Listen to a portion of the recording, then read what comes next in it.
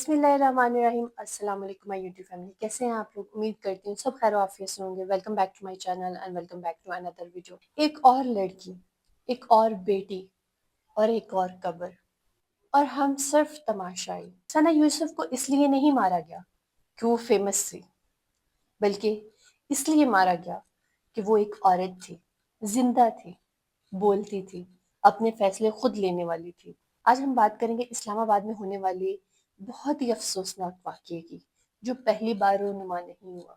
बहुत सारे हिस्ट्री में ऐसे पास्ट में वाक़यात हो चुके हैं जहाँ पे ज़ैनब जैसी मासूम बच्ची, डॉक्टर मोमिता जैसी एक अजीम डॉक्टर, नूर मखदूम, आसमा रानी और बेइंतहा ऐसे केसेस जो कि कभी मंजर आम पे आए ही नहीं, हमारी सोसाइटी में मौजूद हैं।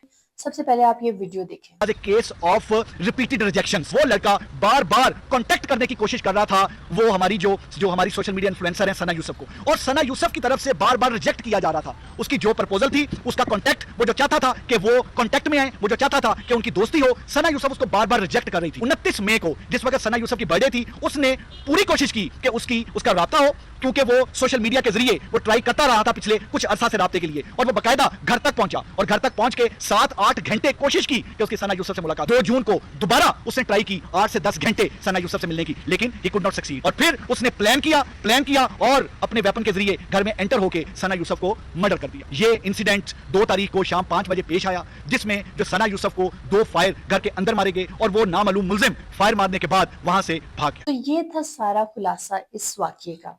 और क्या यही सच था? यही हकीकत है। वो सिर्फ 17 साल की थी, इंडिपेंडेंट थी, अपने फैसले खुद लेती थी, अपने लिए आवाज उठा सकती थी, लेकिन माशरे को, उसके खानदान को ये बर्दाश्त नहीं हो सका। वो औरत आजाद क्यों है? किसी मर्द की मर्जी के बगैर क्यों बोलती है? और फिर गोली चली, जिंदगी खत्म, ख्वाब खत्म और माशरा खामोश। ठीक है कि अगर किसी को एतराज था उसके काम से, उसकी बातों तो इसका हरगिज ये मतलब नहीं था किसी की जान ले लें, से उसकी सांसें छीन लें, उसके जीने का हक ही छीन लें, सिर्फ इसलिए कि वो काम नहीं ठीक कर रही या आपको वो काम नहीं पसंद, आप उससे उसकी सांसें छीन लें। ये कहाँ का इंसाफ है? कब तक एक मर्द औरत को इस तरह से गैरत के नाम पे कत्ल करते रहेंगे? तो क्या गैरत यही होती है कि किसी को जान से मार दिया जाए? तो क्या बचपन से इन मर्दों को यही तरबियत मिलती है कि आपकी बहन, बेटी, बहू जो भी आपके खिलाफ जाएगी, खुद मुख्तार हो जाएगी, इंडिपेंडेंट हो जाएगी, खुद फैसले करेगी, आप उसको शूट कर दो? ये तरबियत है। खास तौर पे पख्तून फैमिलीज में जो बेटों को बहुत लाड प्यार से, बहुत ऑनर दिया जाता है, पर उनको प्रोटोकॉल दिया जाता है बजाय बच्चियों के। और इसी दौरान अगर कोई बच्ची उठकर अपने लिए फैसले लेना स्टार्ट कर देती है तो इसको इसी तरह चुप करवा दिया जाता है। तो मेरी तमाम माओं से रिक्वेस्ट है कि अपने बेटों की तरबियत करें, पहले बेटियों की तरबियत भी करें, उससे पहले बेटों की तरबियत जरूरी है।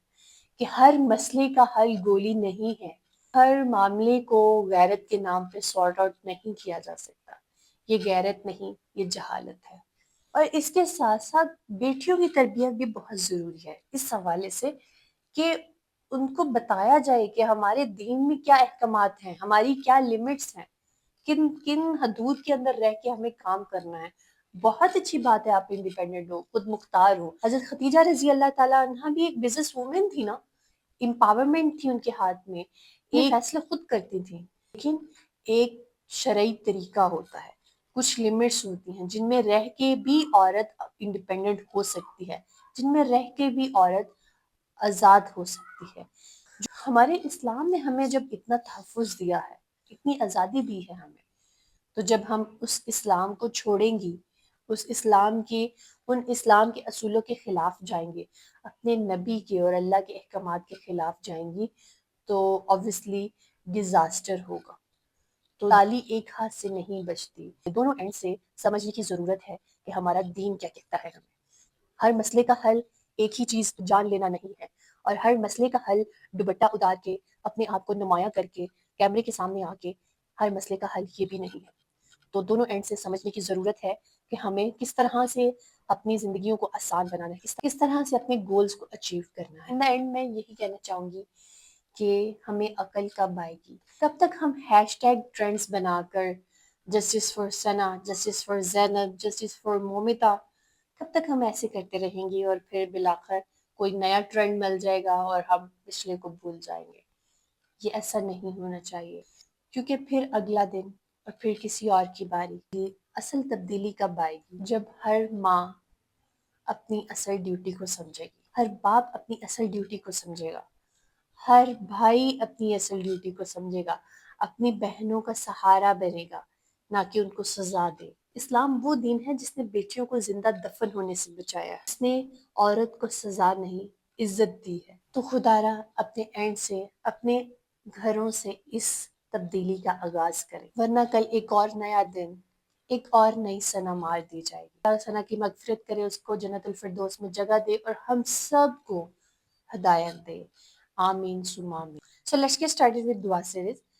اللہ پاک وسیمہ be be, miss Afreen, Amir Malik, Maryam Moazzam, Younis, Zareen Khan, Saira family vlog, Nabiha, Ruby, Haider Tabish, Aqsa, Amara, faster gamer, Maryam Khan اور محمد ریحان کی جتنی بھی پریشانیاں ہیں، جو بھی حاجات ہیں، اللہ پاک ان سب حاجات کو پورا کر دیجئے، ان کی سب پریشانیوں کو دور کر دیجئے، اس مبارک مہینے کے صدقے اللہ پاک ان کی زندگی میں خوشیاں دے دیجئے، آمین ثم آمین۔ اگر آپ لوگ بھی اپنے لیے دعا کروانا چاہتے ہیں تو کمنٹ میں اپنا نام دعا مینشن کیجیے گا، انشاءاللہ ہم سب مل کے آپ کے لیے دعا کریں گے۔ So stay tuned, stay blessed, اللہ حافظ۔